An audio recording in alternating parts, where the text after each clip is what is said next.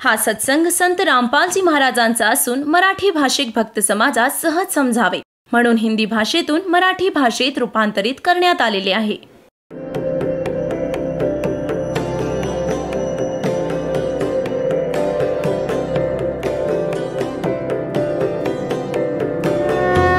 और ज्ञान सब ज्ञान डी कबीर ज्ञान सो ज्ञान और जैसे घोड़ा तोब कायब करता चले मैदान. जगद्गुरु तत्वदर्शी संत रामपालजी महाराजांचे अमृत वचन सर्व पवित्र धर्मांच्या व पवित्र शास्त्रांच्या आधारावर.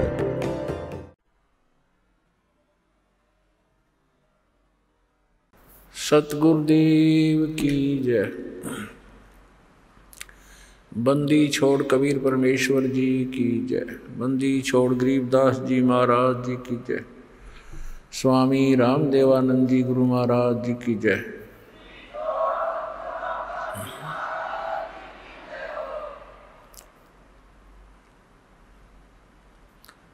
गरीब नमो नमो सतपुरुष को नमस्कार. गुरु की नहीं सुर नर मुनि जन साधुआं संतों सर्वस्ती नहीं. सतगुरु साहेब संत सब डंडो तुम प्रणाम. आगे पीछे मध्य हुए तिनको जहाँ कुर्बान. निराकार निर्विषम काल जाल वैवंजनम निर्लेपम निज निर्गुणम अकल अनुपवेशुंदुनम. सोहम सुरति समापतम सकल समाना नीर्तलय उज्ज्वल हिरंबर हरदमम. बेपरवाह अथा है वार पार नहीं मध्यतम. गरीब जो सुमरै सिद्ध होई गणनायक गलताना. करो अनुग्रह सोई पारस पद परवाना. आदि गणेश मनाऊं गणनायक देवन देवा. चरण कमल लाऊं आद्यंत करूं सेवा. परम शक्ति संगीतम रिद्धि सिद्धि दाता सोई. अवगत गुण अतीतम सत्पुरुष निर्मोही. जगदम्बा जगदीशम मंगल रूप मुरारी. तन मन अर्पों शीसम भक्ति मुक्ति भंडारी. सुर नर मुनि जन ध्यावें ब्रह्मा विष्णु महेशा. शेष शेष मुख गावे पूजे आदि गणेशा. इंद्र कुबेर सरीखा वरुण धर्म राय ध्यावे. समर्थ जीवन जी का मन इच्छा फल पावे. 33 कोटि अधारा ध्यावे शेष 88. उतरे बहुजल पारा कट है यम की फांसी. 33 कोटि अधारा ध्यावे शेष 88. उतरे बहुजल पारा कट है यम की फांसी.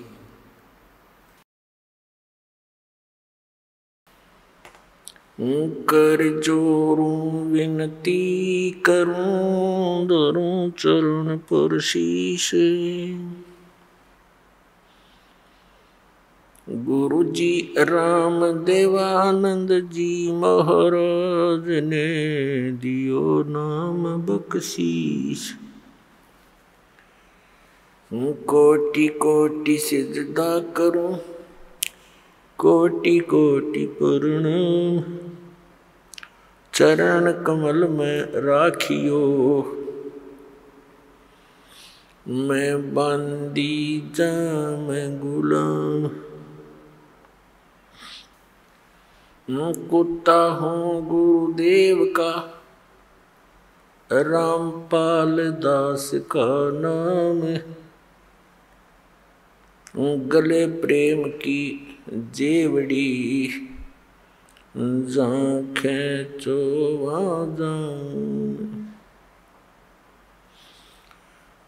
तो करो तो बावड़ू. दूर दूर करो तो जाऊं. ज्यों राखो त्यों ही रहूं. जो देवो सो खाऊं.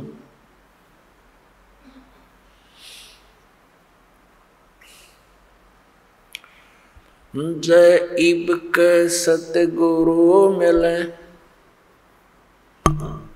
सब दुख आँखों रोए। चरणों ऊपर शीस धरूं, कहूँ जो कहनी हो। कबीर गुरु जी मिलेंगे, पूछेंगे कुशलात, आदि अंत की सब कहूँ, अपने दिल की बात। गुरु जी तुम ना भूलियो, चाहे लाख लोग मिल जाएं, हम जैसे तुमको बहुत हैं, तुम जैसे हमको नहीं। तुमरे विसारे क्या बने, मैं किसकी शरण में जाऊं। शिव ब्रंच मुनि नारदा, तिनके हृदय न समाऊं। परमपिता परमात्मा पूर्ण ब्रह्म, साऱ्या सृष्टीचे रचनाहार कबीर देव, कबीर परमेश्वरजी हे आपले परमपिता आहेत, आपले जनक आहेत. आपण सर्व जीव इथे काळाच्या जाळ्यात फसलेले आहोत. या काळाच्या षडयंत्राचा पर्दाफाश करण्यासाठी स्वतः परमेश्वरच इथे येतात. कबीर परमात्मा हे तेच परमक्षर ब्रह्म आहेत, ज्यांना वेदामध्ये पूर्ण परमात्मा, परमक्षर ब्रह्म, गीताजीमध्ये ज्याला उत्तम पुरुष तू अन्यः परमक्षर ब्रह्म म्हटलंय, हे संसाररूपी वृक्षाचे मूळ आहे.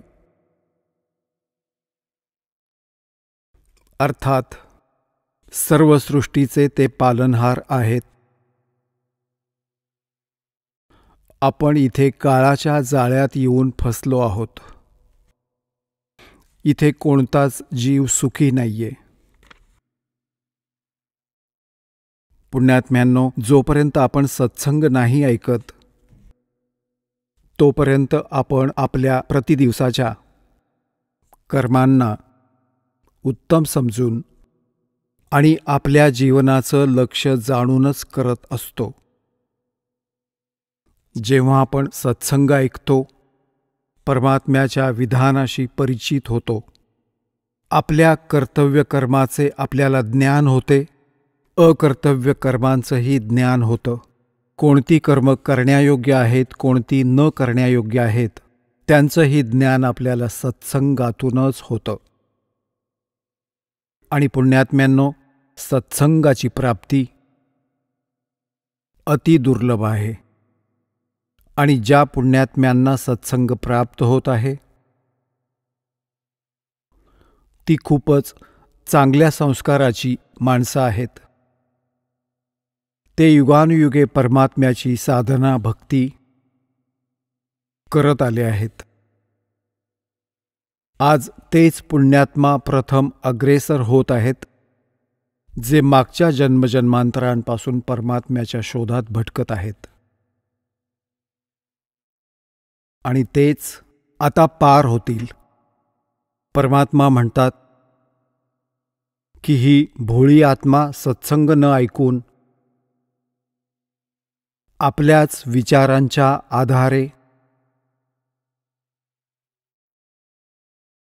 आपल्याच क्रियांना उत्तम समजून भक्त आणि संतांना तुच्छ समजतात, त्यांची खिल्ली उडवतात.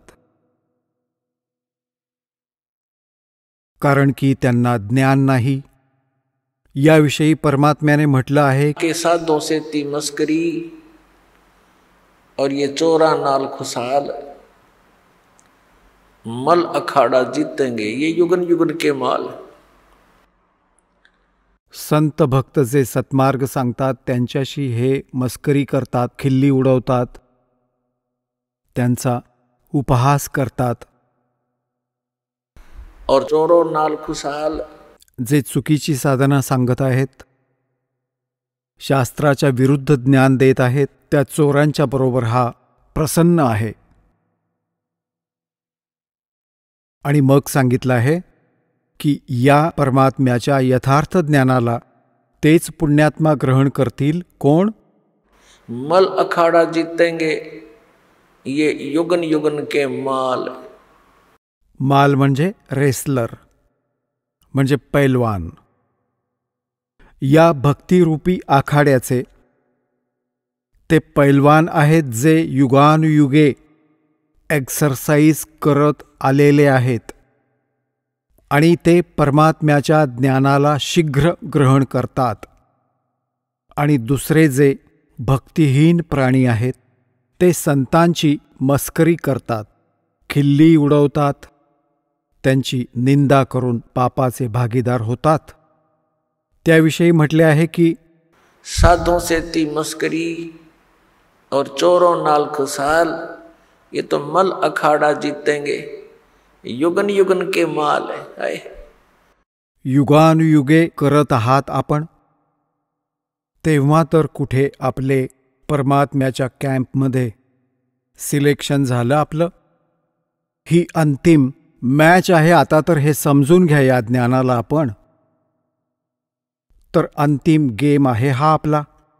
आता निघून जाल या घाणेरड्या लोकातून, सतलोकात जाल, कायमसाठी सुखी व्हाल।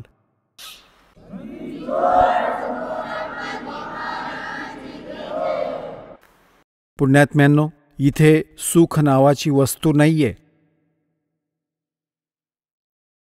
आणि जे सुख आपण इथे शोधत आहोत त्याचं कुठे नामोनिशाण नाहीये। ज्या कारणाने शेवटी ऋषी महर्षींनी केवळ सिद्धींचा आसरा घेतला, एक दुसऱ्यांवर प्रभू बनून, एक दुसऱ्यांपेक्षा अधिक चमत्कारी बनून ते इथे आपली भक्ती नाश करत राहिले आणि जनतेला आपल्या मागे लावून त्यांचंही जीवन नाश करत राहिले। परमात्मा येतात, यथार्थ ज्ञान आपल्याला सांगतात, पण आपण त्याचा स्वीकार करत नाही। का नाही करत? कारण आपण शिक्षित नव्हतो। आणि ज्या व्यक्ती परमात्म्याच्या मार्गातील मास्टर समजल्या जायच्या, ऋषी, गुरु, मंडलेश्वर, आचार्य, शंकराचार्य, ते भक्तीशी अपरिचित होते, शास्त्रांशी अपरिचित होते। आपली मनमानी साधना आपल्याला सांगत राहिले आणि आपण त्यांना एक पोहोचलेले महापुरुष, परमधनी समजून आपण निसंशय होऊन त्यांच्या प्रत्येक वचनाचं पालन करीत राहिलो। त्यांनी आपल्याला जे काही ज्ञान दिलं ते आपण स्वीकारलं, कारण आपल्याला माहीतच नव्हतं, आणि आपण त्यांना एक विद्वान पुरुष समजायचो। जसा कोणी रोगी डॉक्टरकडे जातो, त्या डॉक्टरने खूप मोठा बोर्ड लावून ठेवला आहे, तर मग डॉक्टर जे काही औषध देईल, तर मग रोग्यासमोर शंकेसाठी कुठली जागाच राहत नाही। जे डॉक्टर औषध देतो, जसं ते खाण्याचा विशिष्ट विधी सांगतो, तर रोग्याला तर खावंच लागतं। तर पुण्यात्म्यांनो, डॉक्टराची औषधे डॉक्टरच सांगू शकतो की ही रोगनाशक आहेत किंवा अशीच पुडीत कुठली राख बांधून दिली आहे। तर हा आपला दासही डॉक्टर आहे आध्यात्मिक मार्गाचा। आपणा सर्व प्राण्यांना जन्म आणि मृत्यूचा रोग जडलेला आहे, आणि जोपर्यंत जन्म आणि मृत्यूचा नाश वा अंत नाही होत तोपर्यंत आपण परमशांतीला नाही प्राप्त करू शकत. तर पुण्यात्म्यांनो, या दीर्घ रोगाच्या नाशाचं कोणतं औषध आहे, काय उपचार आहेत? अर्थात जन्ममरणाच्या रोगाचा नाश करणारे कोणते मंत्र आहेत किंवा पूजा आहेत, कोणत्या साधना आहेत, त्यांचं प्रमाण कुठे आहे आणि कोणकोणत्या महापुरुषांनी या औषधांचं सेवन केलं, अर्थात या साधनेचा प्रयोग केला आणि कोण कोण पार झाले. जसं कोणी डॉक्टर असतो, तो औषध देतो आणि रोगी खूप दुःखी असेल तर तो सांगतो, वैद्य सांगतो की एक व्यक्ती अमुक गावाची, तिचं हे नाव आहे, त्याला हाच रोग होता, त्याने हेच औषध खाल्लं, तो बरा झाला.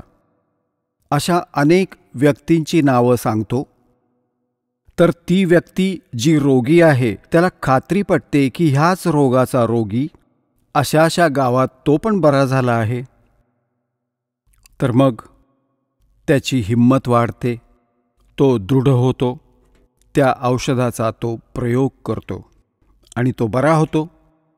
तर अशाच प्रकारे दास आपल्याला जन्म आणि मृत्यूच्या रोगाचे ते औषध देत आहे जे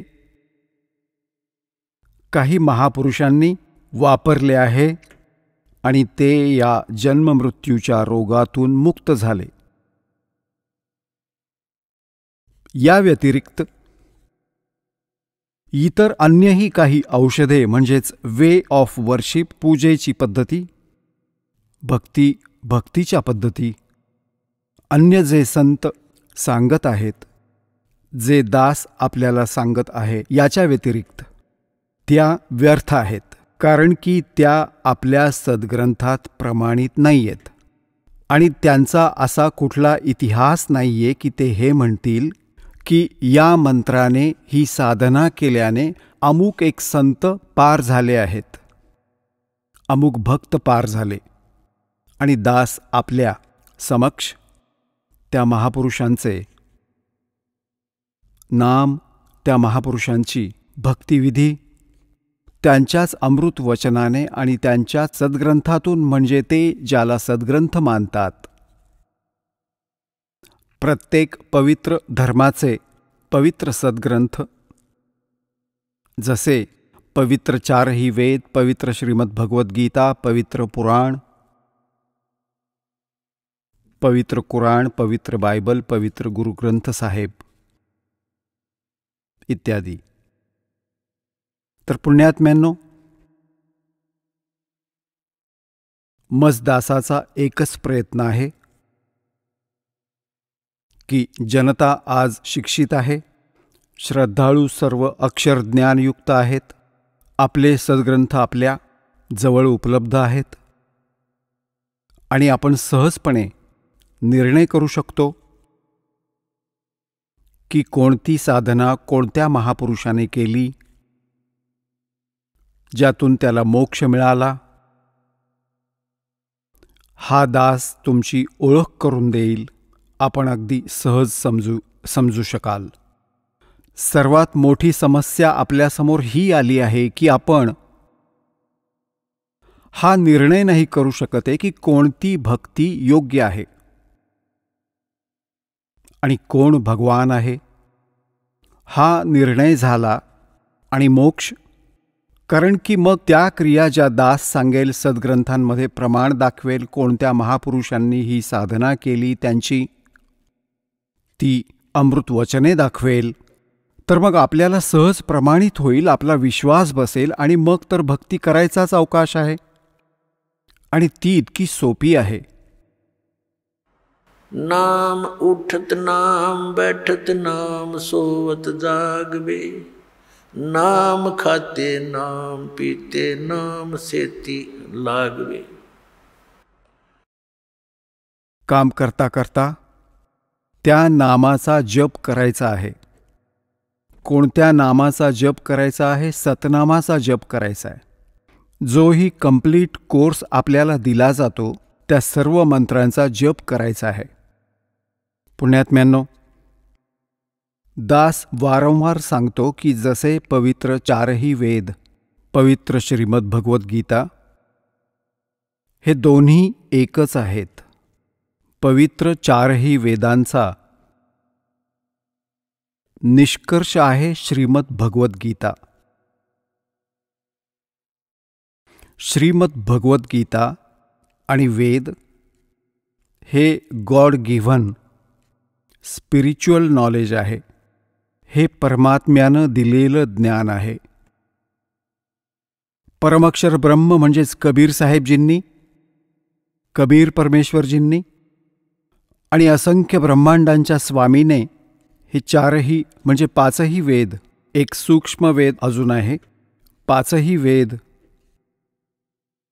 ह्या क्षरपुरुष अर्थात ज्योतनिरंजनच्या अंतःकरणात फॅक्स केले होते. वेळ आल्यावर ते बाहेर पडले. जसे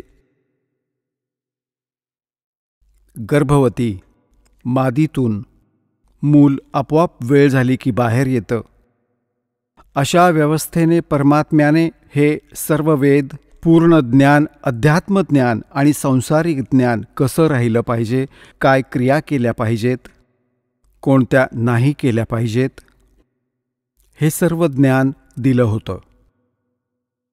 परमात्मा कोण आहे, त्याची साधना कोणती आहे, आपण जिथे राहत आहात तो परमात्मा कोणत्या स्तरातील आहे, तुम्हाला किती लाभ देऊ शकतो, किती हानी पोहोचवू शकतो, हे सर्व ज्ञान दिलं होतं.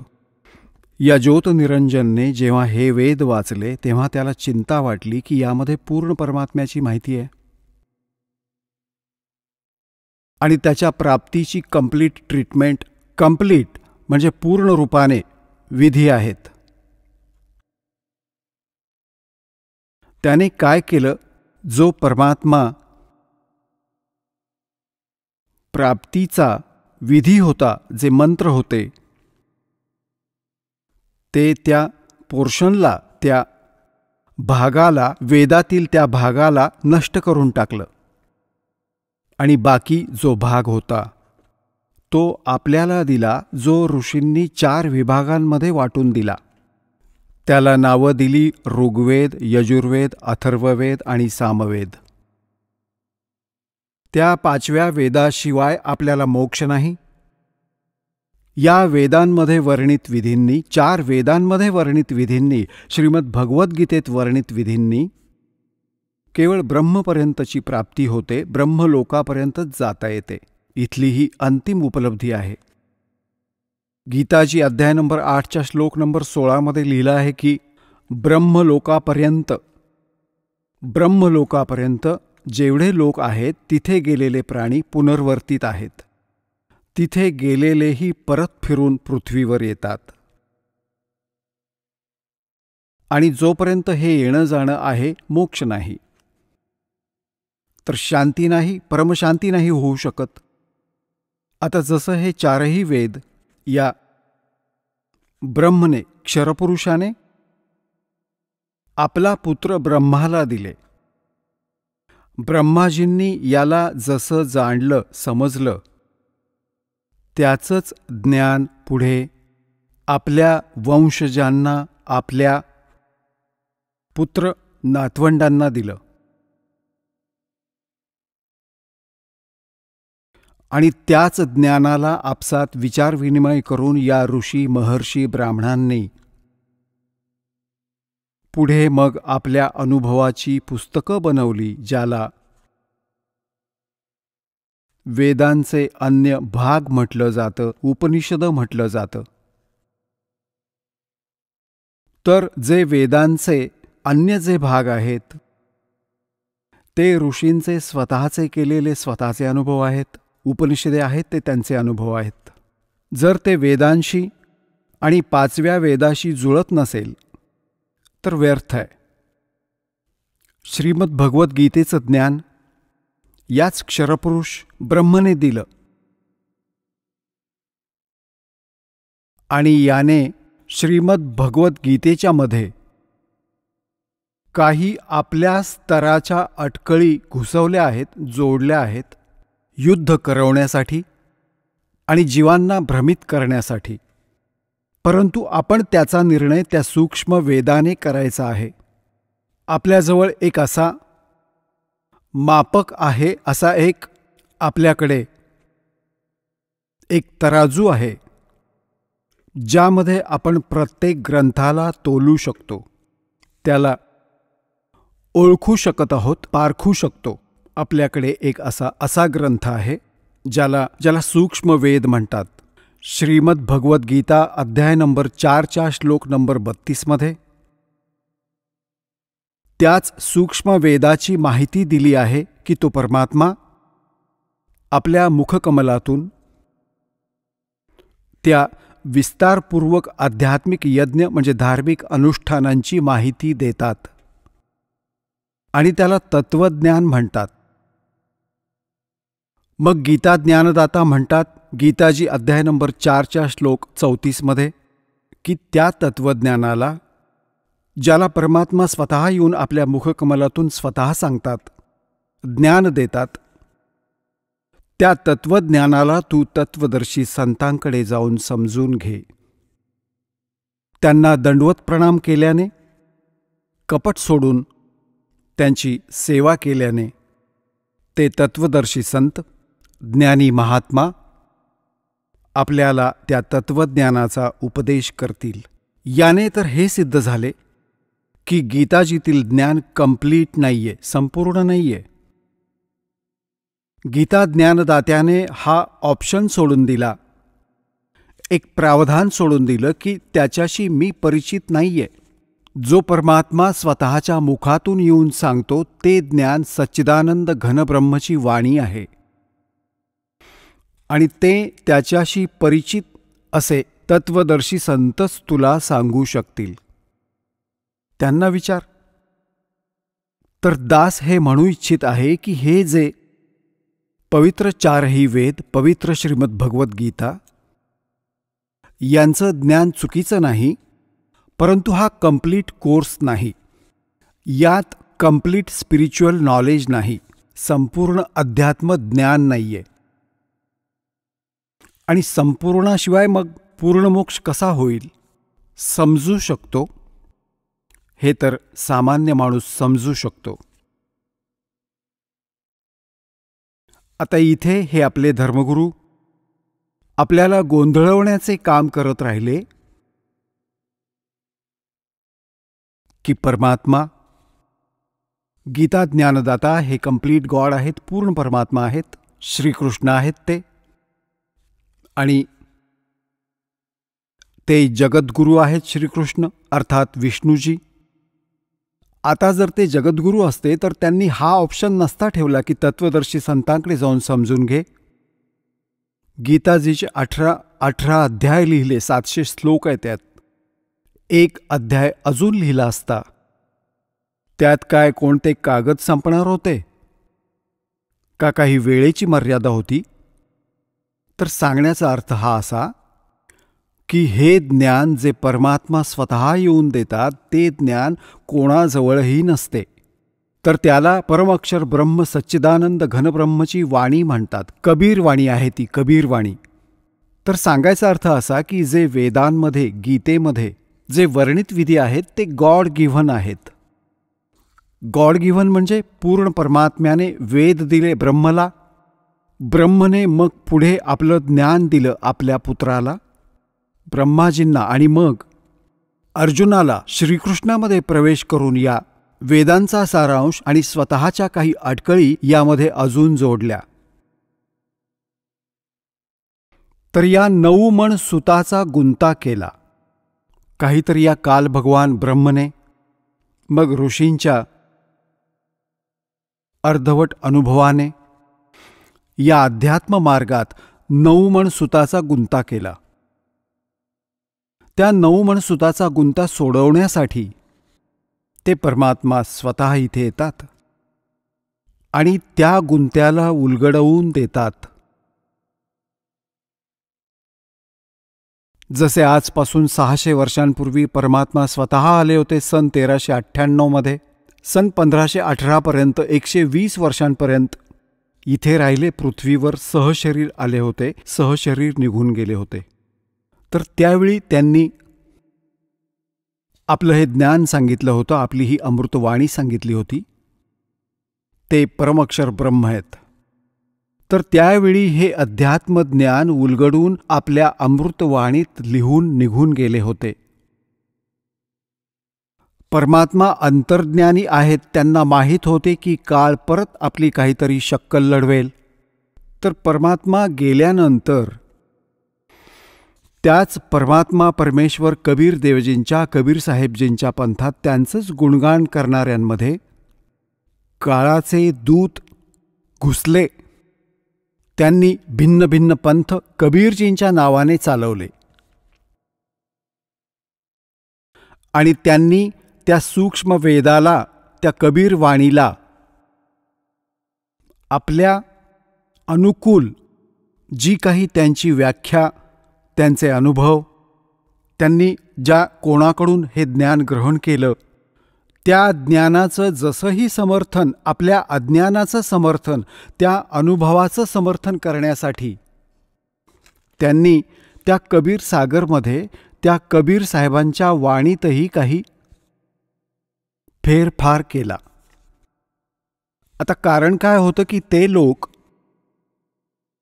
असं म्हणायचे की आम्ही कबीर सागरमधील ज्ञान देत आहोत आणि ते बडबडत होते तसे. मग त्यांनी पाहिलं की कबीर सागरमध्ये, उद्या कुणी विचारलं की कुठे आहे कबीर सागरमध्ये, आणि पाहिलं तर त्यात गडबड दिसली. त्यांच्या व्याख्येच्या विपरीत कबीर सागरमधील परमात्म्याची वाणी होती, कबीर साहेबांची वाणी. तर त्यांनी त्यात आपल्या अटकळीनुसार आपल्या अज्ञानाला खरं ठरवण्यासाठी काही त्यात परिवर्तनही केलं. आता मालकांना माहीत होतं की 600 वर्षांपर्यंत, कारण की आज याची आवश्यकता भासणार होती, या सूक्ष्म वेदाची, याची पूर्ती करण्यासाठी कबीर परमेश्वरजींनी आपले प्रिय आत्मा गरीबदास साहेबजींना गाव छुडाणी, जिल्हा जज्जर, हरियाणा प्रांत या ठिकाणी आदरणीय गरीबदास साहेबजींचा जन्म एका शेतकरी कुटुंबात जाट जातीत झाला. तसे संत जात मानत नाहीत, परंतु ज्या वर्णात आपण वाढतो त्याचा थोडाफार परिणाम दिसतोच दिसतो. परंतु परमात्म्याने या कॉन्सेप्टला क्लिअर केलं आहे की जात ना पूछो संत की, पूछ लीजिए ज्ञान, और तो मोल करो तलवार का, पड़ी रहने दो म्यान.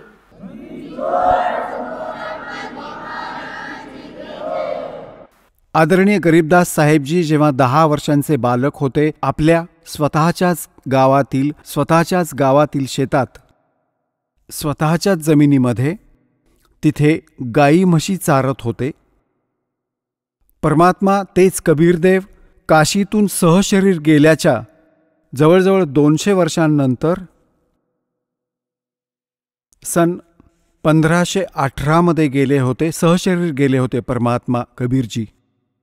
आणि सन 1727 येऊन ते गरीबदासजींना सतलोकातून येऊन परत भेटले, जवळजवळ 209 वर्षांनंतर. आणि मग त्यांना तिथे येऊन त्यांच्या जवळ पोचले. त्यावेळी हे गुराखी म्हणजेच आदरणीय गरीबदास साहेबजी तसेच त्यांचेच मित्र गवळी तिथे पशु चारत होते. सकाळच्या 10 वाजता फाल्गुन शुद्ध द्वादशी आणि विक्रम संवत 1784 म्हणजे सन 1727 दिवसाच्या 10 वाजता जेवण करीत होते. गायी चरत होत्या, इकडे तिकडे काही बसल्या होत्या झाडांखाली. परमात्मा एका साधू वेशात, जिंदा महात्म्याच्या वेशात तिथे आले. गवळ्यांनी गुराख्यांनी म्हटलं, राम राम महाराजजी. परमात्मा म्हणाले, राम राम भाऊ. तर ते गुराखी मुलं म्हणाली की महात्माजी या जेवायला. परमेश्वराने भोजनाला नकार दिला आणि धन्यवाद दिले आणि म्हणाले की मी जेवण करून आलोय भाऊ, माझ्या गावाहून. गुराख्यांनी विचारलं, तुमचं गाव कुठे आहे, किती लांब आहे इथून? परमेश्वरजी म्हणाले, कबीरजी, की 16 शंख पर हमरा तकिया, हम गगन मंडल के जिंदा, हुक्म हिसाबी यहाँ चल आए, काटण काळ का फंदा. गुराख्यांनी विचारलं होतं की महाराजजी, तुमचा मुक्काम कुठं आहे, तुमचं गाव कोणतं आहे, आपण कुठे राहता? तेव्हा परमेश्वरजी म्हणाले होते की 16 शंख पर हमरा तकिया, 16 शंख कोसांवर आमचा तक्क्या म्हणजे आमचं स्थान आहे. हम गगन मंडल के जिंदा, आम्ही आकाशात फिरणारे महात्मा आहोत. हुक्म हिसाबी हम चल आए, काटण काळ का फंदा. आम्ही आमच्याच आदेशानुसार इथे काळाचा हा दोर कापण्यासाठी इथे आलो आहोत. हे गूढ ज्ञान मुले नाही समजू शकली, ते गुराखी गोपाळ नाही समजू शकले, ज्यात मोठ्या वयाचेही होते. त्यांनी विचार केला की 16 कोस पर्यंत लांब असेल. आधी एकमेकांशी एवढे परिचित नव्हते कारण की साधनं नसायची. मग म्हणाले, महात्माजी भोजन करा. परमात्मा म्हणाले, नाही भोजन नको. तर ते म्हणाले, भोजन नाही केलं तर निदान दूध तरी प्यावंच लागेल महाराजजी, कारण की एक श्रद्धा आणि प्रेमाने, लाडाने पूर्वी दासाला खूप माहिती आहे त्या पवित्र वेळेची खूप जाण आहे, ज्यात येणाऱ्या पाहुण्याचा किती मान ठेवला जायचा.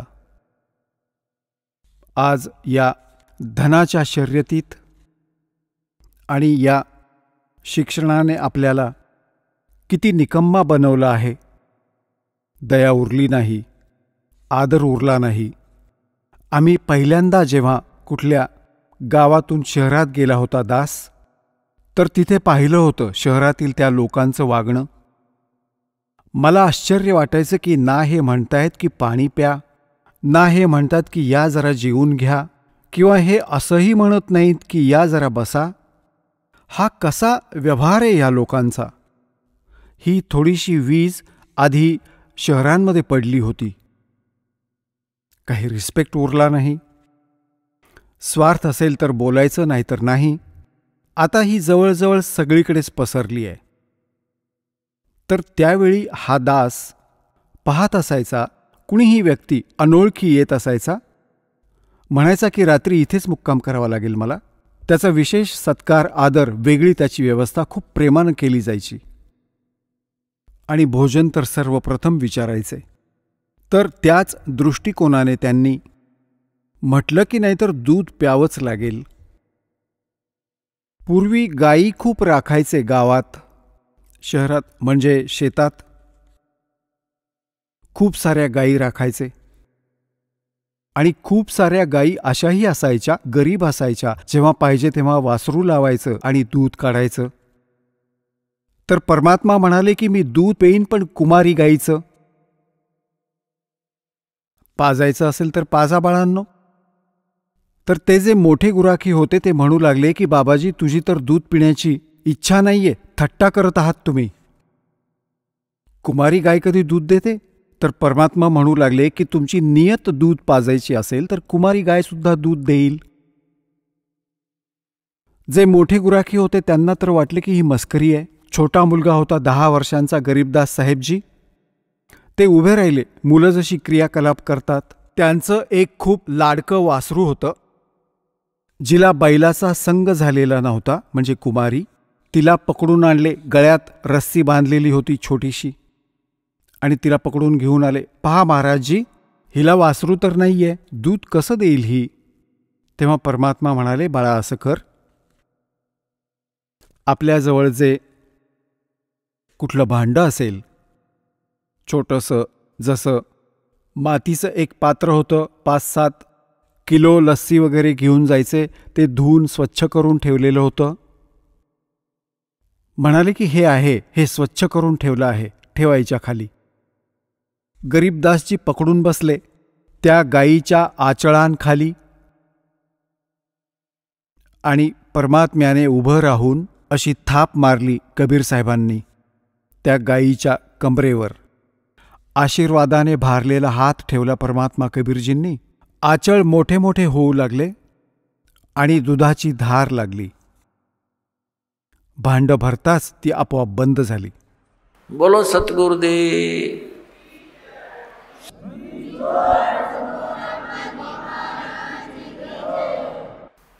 आता ते गरीबदासजी त्या भांड घेऊन गेले. ते परमात्म्यांना म्हणाले, घ्या महाराजजी, प्या, आपण तर कमालच केली. आता परमात्म्यांनी अर्ध प्यायले, काही प्यायले त्यातले, आणि उरलेलं म्हणाले की मुलांनो तुम्ही प्या, गुराख्यांनो तुम्हीही प्या. गवळ्यांनो, तर मोठे मोठे जे गवळी होते ते म्हणाले की आम्ही नाही पिणार. एकतर तुम्ही जादूटोणा करून हे असं दूध काढलं आणि माहिती नाही की तुम्ही कोणत्या जातीचे आहात, तुमचं उष्ट आम्ही नाही पिणार.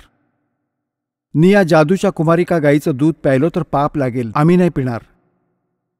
तर ते उठून निघून गेले. हे असं झाल्यामुळे की हा बाबाजी बळजबरी तर नाही करणार, प्यावंच लागेल आपल्याला. गरीबदासजी म्हणाले, आणा भगवान, आपला हा दास पिईल. पुण्यात्म्यांनो, साधों सेती मस्करी ये चोरा नाल खुशाल, मल अखाड़ा जीतेंगे ये युगन युगन के माल. तर ते युगायुगांचे मल्ल होते गरीबदासजी, युगायुगांचे पैलवान होते, रेसलर होते, प्रॅक्टिस करत आले होते. त्यांच्या हृदयात एकदम गोष्ट सामावली की आणा, तुमचा हा दास पिईल. तर पुण्यात्म्यांनो, या ज्ञानाला, या मार्गाला तोच ग्रहण करत आहे जो युगायुगांचा मल्ल पैलवान आहे, खूप दिवसांपासून यात समरस आहे. तर आदरणीय गरीबदास साहेबजी म्हणाले, प्या. आणि म्हणाले की महाराजजी, दूध तर आम्ही रोजच पितो, पण या दुधाची चव आजपर्यंत पाहिली नाही मी. तेव्हा परमेश्वर कबीरदासजी म्हणाले की बेटा, हे सतलोकातून, माझ्या लोकातून आलं आहे. तिथे दुधाच्या नद्या आहेत, सरोवर भरली आहेत, ती खराब नाही होत. मोठे मोठे समुद्र भरलेले आहेत. आता पुण्यात्म्यांनो, या गोष्टींचा आज हा विश्वास पटवणं आज विज्ञानाने असं नास्तिक केलं आहे भोळ्या जीवांना, की दूध खराब कसं होत नाही, कुठेही ठेवा, खराब होणार, हे होणार, ते होणार. आता जसं गंगेचं पाणी जे आहे, गंगा नदीचं, ते कुठेही ठेवा, ते कधीच खराब होत नाही. किंवा कुठल्या समुद्राचं ठेवा किंवा विहिरीचं कोणतंही पाणी ठेवा, भले डिस्टिल करून ठेवा, तेही खराब होतं. तर हे एक सॅम्पल आहे सतलोकातील मटेरियलचं, पदार्थाचं, की तिथे असे पदार्थ आहेत. गरीबदासजी म्हणाले, भगवान, खरंच का तिथं दुधाची सरोवर भरलेली आहेत? म्हणाले, हो बेटा. तर मग तिथं गायही ठेवण्याची आवश्यकता नसेल? म्हणाले, नाही, बिलकुल नाही. आता हे गुराखी त्यांच्या पशूंमुळे खूप दुःखी असतात. तो दुःखी असतो, त्यांना फिरवून फिरवून तो विचार करतो की हा पिच्छा कसा सुटेल, असं कोणतं स्थान आहे. तर ते म्हणाले, महाराजजी, खरंच मी कसा विश्वास ठेवू आपल्या बोलण्यावरती? एकदा दाखवा मला तुमचा सतलोक, आपलं जे तुम्ही स्थान सांगत आहात, जादूमय ते समुद्र वगैरे आणि बागांचं, फळफुलं बहरलेली असतात, लगडलेली असते सदाबहार बाग, असं सांगितलं परमात्म्याने सतलोकामध्ये. गरीबदासजी तिथं राहत होते जिथे शमीचे वृक्ष, शमीचे अनेकानेक वृक्ष होते. आंब्याचे तर तिथे पाहायलाही मिळत नसत, 1-2 झाडं कुठेतरी असायची. तर त्यांना मोठं आश्चर्य वाटलं. परमात्मा आले याच उद्देशानं होते इथे की माझा कोणी साक्षीदार होईल, मला कोणी ओळखावं, माझा साक्षी होईल येणाऱ्या आगामी काळात या कलियुगामध्येच. कारण मधली पिढी यायची होती, त्यामुळे मालकांनी सगळी भूमिका तयार केली होती, बॅकग्राऊंड तयार केली होती की हु इज गॉड, कोण आहे परमात्मा आणि कसं त्याला ओळखता येऊ शकतं, काय लक्षणं आहेत त्याची. तर ते लीला प्रत्येक युगात करतात दाता. आणि याचंच प्रमाण वेद देतात की तो अशी लीला करतो. सतलोकात घेऊन गेले परमात्मा त्या आदरणीय गरीबदास साहेबजींना. त्यांच्या आत्म्याला शरीर तिथेच राहिलं. वरचे सर्व लोक दाखवले, ब्रह्मा विष्णू महेशांचे लोक दाखवले, त्यांच्या स्थितीशी ओळख करवली, त्यांच्याशी बोलणं करवलं.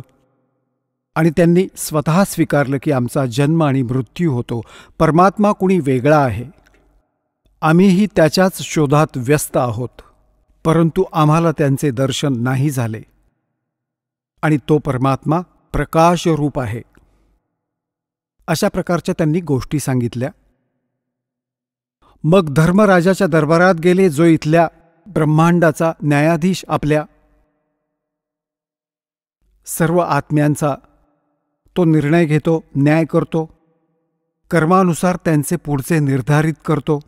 संस्कार त्या लोकात जेव्हा गेले, त्याच्या जवळ पोचले, तेव्हा धर्मराजाने आपले आसन सोडले, आपली खुर्ची सोडून उभा राहिला, आसन सोडून, आणि म्हणाला, विराजमान व्हा परमात्मा. आता पुण्यात्म्यांनो, आपण पाहता की एखाद्या व्यक्तीचं असं व्यक्तिमत्व असतं की त्याला आपोआप माणूस कुठेही जाईल तिथे त्याचा सत्कार करतात, कारण त्याचे संस्कार, त्याचं पुण्य त्याच्यासोबत असतं. त्याच दृष्टीने जेव्हा परमात्मा तिथे पोचले तेव्हा स्वतः उभा राहिला तो न्यायाधीश, कारण की असा पुण्यात्माच केवळ अशी पदे प्राप्त करतात. आणि उभं राहून सत्कार केला आणि म्हणाले की विराजमान व्हा भगवन. तर तिथे बरीच बोलणी झाली परमात्म्याची आणि तो प्रियात्मा त्या धर्मराजाची. आता धर्मराजाच्या दरबारात देई कबीर तलाक, मेरे बोले चुके हंस को तू पकडना मत कजाक. आता तो परमक्षर ब्रह्म इथल्या न्यायाधीशावर असा रागावला जसा एखादा उच्च अधिकारी एका छोट्या अधिकाऱ्यावर त्याला उपदेश देतेवेळी सक्तीने बोलतो तसा. आणि तो औपचारिक आणि शिष्टाचाराने सरजी, यस सर, हांजी, जशी आज्ञा आपली, असा एक शिष्टाचार असतो. याच प्रकारे परमात्मा पूर्ण ब्रह्म कबीर देवजी, कबीर साहेब, काशीवाले धानक, ज्यांना विणकर म्हणतो आपण, कवी संबोधून त्यांची फाईल बंद करून ठेवली होती आपण, इतिहास बंद करून ठेवला होता. तो परमक्षर ब्रह्म आहे, तो सर्व सृष्टी रचनहार आहे, तो सर्वांचा सृजनहार आहे.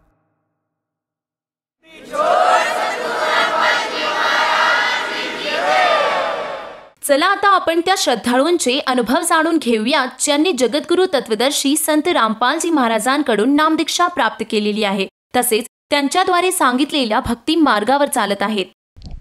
नमस्कार. नमस्कार. आपलं नाव?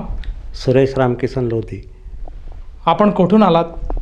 मुक्काम पोस्ट शिंदाड, तालुका पाचोरा, जिल्हा जळगाव, महाराष्ट्र. आपला व्यवसाय काय आहे? आता शेती करतो. या अगोदर मी नोकरीला होतो. संत रामपालजी महाराजांची गुरुदीक्षा आपण कधी घेतली? 21 ऑगस्ट 2016. संत रामपालजी महाराजांची गुरुदीक्षा घेण्या अगोदर आपण व आपला परिवार कोणती भक्ती साधना करत होतात? परंपरागत जी भक्ती चालते घरात त्याच भक्तीप्रमाणे आम्ही सर्व भक्ती करत होतो. देवदेवताची पूजा करत होतो. हनुमानाची भक्ती जास्त आमच्या घरात होत होती. मी विद्यार्थी दशेपासूनच अध्यात्मक असल्यामुळे कीर्तन भजन हे सतत ऐकत होतो आणि पोथी, ज्या ठिकाणी पोथी असेल त्या ठिकाणी पोथी ऐकायला जात होतो. अशा पद्धतीने मला विद्यार्थी दशेपासूनच आध्यात्मिक मार्गाकडे कल होता. नंतर नोकरीला लागल्यावर मी मुंबईला असताना वारकरी पंथामध्ये जी पंढरपूरची वारी असते त्या पंढरपूरच्या वारीला आषाढी कार्तिकीला सेवेसाठी जात होतो. टेंभुर्णी म्हणून गाव आहे, तिथे संत मुक्ताबाईची दिंडी यायची. त्या दिंडीच्या सेवेला आम्ही 3 ते 4 दिवस पूर्ण दिंडी त्या ठिकाणी येणाऱ्या समाप्त होईपर्यंत विठोबाचे मुखदर्शन करून परत पंढरपूरला होऊन टेंभुर्णीला येऊन नंतर घरी येत होतो. अशा पद्धतीने आमची सतत भक्ती आणि अध्यात्माचा अभ्यास सतत चालू असायचा. आणि श्रावण महिन्यामध्ये मी दरवर्षी पोथी ऐकायला जायचं, ज्या ठिकाणी पोथी असायचं. आणि घरी आल्यावर 1908 पासून कंटिन्यू 5 वर्ष शिवलीलामृत, भगवद्गीता आणि नवनाथांची पोथीचं पारायण करत होतो. आणि 50 ते 60 लोक या ठिकाणी आपल्या घरी ऐकायला येत होते. ब्राह्मण पोथी वाचायचे. नंतर पोथी समाप्तीच्या वेळेला त्या संपूर्ण भक्तांना जेवण देऊन तो कार्यक्रम आम्ही करत होतो. मी देवाच्या शोधात म्हणजे परमेश्वर मिळेल म्हणून संपूर्ण तीर्थयात्रा केली आहे. 4 धाम यात्रा, 12 ज्योतिर्लिंग, सप्तपुरी ह्या संपूर्ण भारतभर प्रवास करून ज्या ठिकाणी यात्रा असेल त्या ठिकाणी जात होतो. उन्हाळ्याची सुट्टी, दिवाळीची सुट्टी आणि नाताळीची सुट्टी ही मी कधीच गावी फक्त आईवडिलांचं 1-2 दिवसाची भेट घेऊन पुन्हा भारत भ्रमण करायचं. त्यात कधी मिसेस पण असायची, कधी मुलं पण असायचे त्यांच्या सुट्टीप्रमाणे. तर अशा प्रकारे संपूर्ण भारतभर फिरून यात्रा केली. परंतु तितकासा लाभ झाला नाही. आणि आपल्याला ज्या भक्तिमार्गात परमेश्वराची जी भक्ती किंवा भेट किंवा दर्शन व्हावं ही जी अपेक्षा असते ती कधी झाली नाही. आणि ओढ अशी होती की आपल्याला परमेश्वर कधीतरी भेटेल आणि आपण ह्या दुःखातून किंवा प्रपंचातून आपल्याला काहीतरी चांगला आनंदाचा मार्ग मिळेल किंवा आपल्याला वेगळा आनंद मिळेल. म्हणून मी अध्यात्मासाठी संपूर्ण अभ्यास 12ही महिने माझी पोथी चालू असायची. श्रावण महिन्यात तर मी लोकांना पोथीपुराण वगैरे जे ब्राह्मणामार्फत ऐकवायचं. परंतु इतर वेळेला मी दररोज भगवद्गीतेचा 1 अध्याय वाचन 24 तासात जेव्हा वेळ मिळेल तेव्हा सकाळ किंवा संध्याकाळ किंवा दुपारी वाचत होतो. आणि ती पोथी पुन्हा 18 अध्याय पूर्ण झाल्यावर पुन्हा पहिल्या अध्यायापासून सुरुवात करायचं. आणि असं सतत कंटिन्यू माझं नित्य नियम हा होऊन बसला होता. आणि उपास श्रावणमध्ये श्रावण सोमवार उपास आणि दर एकादशीचे उपवास करायचे. त्या एकादशीच्या दिवशी संपूर्ण अध्यात्माचाच अभ्यास करायचं. त्या दिवशी शेतीमध्ये जे आपले फळझाड असतात त्या फळझाडांना पाणी द्यायचं काम हे त्या 15 दिवसातून ज्या झाडांना पाणी पोहोचत नाही, ज्या झाडांची आपल्याला निगा राखता येत नाही असे काही लांबचे झाडं असतात किंवा जिथे पाणी पोहोचत नाही त्यांना मी पाणी द्यायचं आणि गायीची सेवा करायची. सर, जसं तुम्ही सांगत आहात की आपण अगदी लहानपणापासूनच भक्तिमार्गात होतात आणि महाराष्ट्रामध्ये जी प्रचलित भक्तिसाधना आहे ती भक्तिसाधना आपण करत होतात. म्हणजे आपण तीर्थयात्रा करायचे, भारत भ्रमण करायचे, जो कोणी साधू भेटेल, जो कोणी संत भेटेल त्याच्याकडनं परमेश्वर प्राप्तीसाठी जे ज्ञान पाहिजे त्या ज्ञानाची याचना करायचे. परंतु हे सगळ्या गोष्टी आपण करत होतात मनोभावेने, आपण जी भक्तिसाधना करत होतातच. तर संत रामपालजी महाराजांच्या ज्ञानाकडे आपण कसे वळालात आणि संत रामपालजी महाराजांशी आपण कशी जुडलात? मी जेव्हा भारत भ्रमण करत होतो त्यावेळेला हरियाणामध्ये गेलो. त्या ठिकाणी मला माझ्या भावाकडून, म्हणजे आमचे मोठे भाऊ ते ह्या मार्गात असल्यामुळे त्यांनी दीक्षा घेतल्यामुळे ते म्हणाले ज्ञानगंगेचा अभ्यास कर. आणि त्यांनी दुसरेही पुस्तक त्यांनी मला दिले होते. ते पुस्तकाचा जेव्हा मी ज्ञानगंगेचा अभ्यास केला, अर्ध पुस्तक होईपर्यंतच माझ्या मनात ही जी शंका होती अध्यात्माबाबत किंवा परमेश्वरा जी श्रद्धा होती त्या श्रद्धेमुळे मला त्या ठिकाणी आपोआप ओढलं गेलं. तर अशा प्रकारे अभ्यास करत असताना ते पुस्तक पूर्ण वाचन होईपर्यंत मी संत रामपाल महाराजांचेच प्रवचन ऐकत होतो. आणि सकाळ दुपार आणि मोबाईलमध्ये जेव्हा जेव्हा ते मला सत्संग मिळायचे ते ऐकत होतो. आणि ते ऐकत असतानाच मी 21 ऑगस्ट 2016मध्ये दीक्षा धुळ्याला घेतली. सर, जसं तुम्ही सांगत आहात की संत रामपालजी महाराजांची सत्संग आपण ऐकलेत, त्याचप्रमाणे ज्ञानगंगा हे पुस्तक आपण वाचलं आणि त्यातनं आपल्याला असा बोध झाला की आपण संत रामपालजी महाराजांची नामदीक्षा घ्यावी. तर त्या अनुषंगाने आपण संत रामपालजी महाराजांची नामदीक्षासुद्धा घेतली. तर मला असं विचारायचं आहे, जेव्हा आपण संत रामपालजी महाराजांशी जोडले आणि त्यांनी जी सद्भक्ती आपल्याला दिली ती सद्भक्ती आपण चालू केली, तर त्या सद्भक्तीच्या जोरावर आपल्याला व आपल्या परिवाराला काय काय लाभ प्राप्त झालेत? मला पहिले म्हणजे भक्ती करत असतानासुद्धा पाठीचा मणका, कमरेचं दुखणं आणि गुडघ्याचं दुखणं होतं. त्यासाठी मी 6 महिने ट्रीटमेंट करत होतो. तरी पण तितकासा फायदा त्या गोळ्यांमुळे औषधामुळे झाला नाही. तर जेव्हा मी आपले नामदान घेतलं आणि नामदान घेतल्यानंतर भक्तिमार्गात सकाळ दुपार संध्याकाळ जेव्हा पूर्ण वेळ भक्ती करू लागलो, त्यावेळेला हळूहळू ते दुखणं कधी बंद झालं हे मला कळलंच नाही. आणि घरातलं वातावरणसुद्धा इतकं चांगलं व्हायला लागलं की जे घरातले किरकोळ किंवा मुलांच्या बाबत जे काही वादविवाद व्हायचे ते सुद्धा बंद झालेत.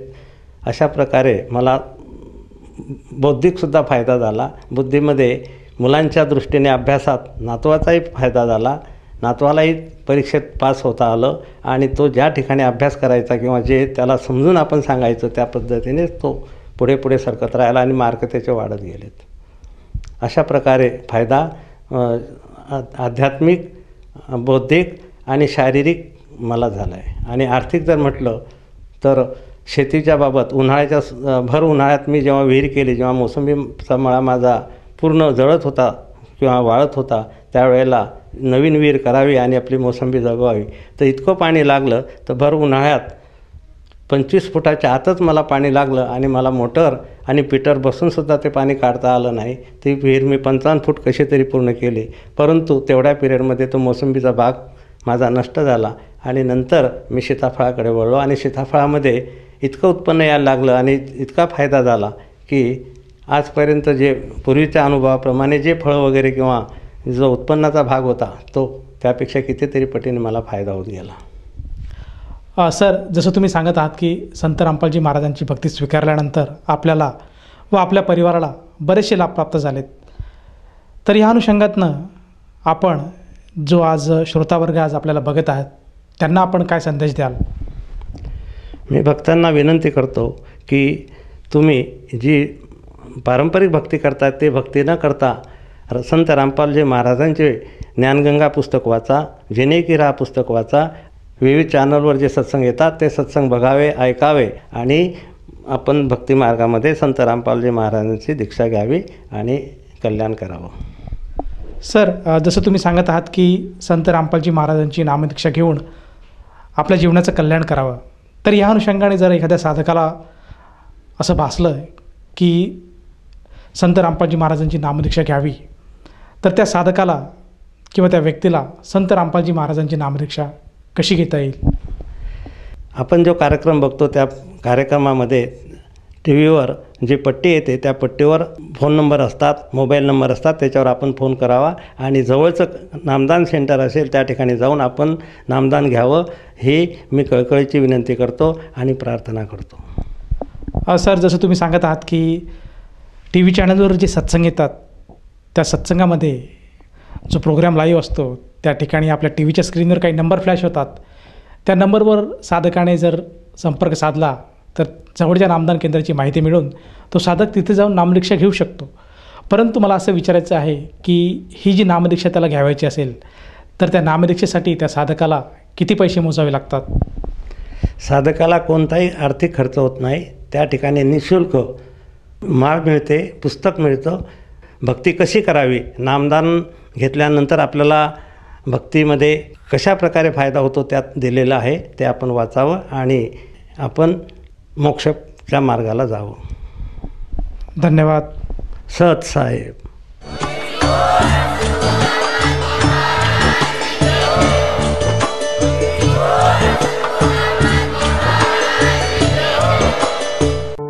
आपण ऐकत होता जगद्गुरु तत्वदर्शी संत रामपालजी महाराजांचे मंगल प्रवचन. निशुल्क नामदीक्षा प्राप्त करण्यासाठी आणि अधिक माहितीसाठी संपर्क करा 7030303951 7030303952. आमची वेबसाईट आहे www.jagadgururampalji.org.